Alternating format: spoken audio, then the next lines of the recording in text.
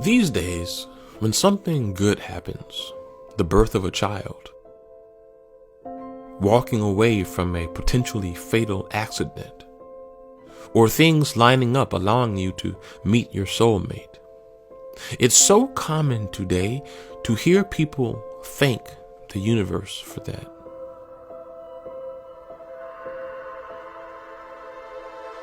You've heard it.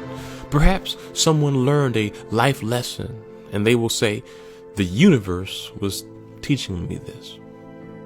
Basically, these days, the word universe is used instead of the word God. And so many ask, is the universe God?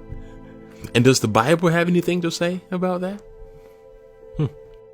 Well, let's look at the book of Psalms. So, it says that the heavens declare the glory of God, and the skies proclaim the work of his hands. Interestingly, when you look up the Hebrew word here for heavens, it is the word shamayim, and as you can see, the word for heavens here refers to the visible sky, the atmosphere, and what we know as the universe. And so here, the Bible says that God wanted to create something to declare his glory. And so what did he create? The heavens, or the universe. Okay, let's look at another verse. 1 Timothy. It says, God is invisible. Okay, and in Romans 1, it says, for since the creation of the world, God's invisible qualities, his eternal power and divine nature, have been clearly seen from what has been made. So, when you put the puzzle together, according to the Bible, we see that God, who is invisible, wanted to make his glory visible to us. And so, how did he do that? By creating the universe. This is deep. So, is God the universe? Well, according to the Bible, no. But you could say the universe is like God's portrait of himself. You see, God is invisible. He is spirit. And so he wanted to create something visible for us to see his nature, majesty, and glory. And so here's the thing. If the nature of God is eternal, and if his glory is never ending, he would have to create something so massive, something so beautiful, powerful, and seemingly without end to capture even one fraction of his magnitude. And so if the universe is supposed to be a visual representation of God for us, we see why it had to be enormous, seemingly without end, going billions and billions of light years.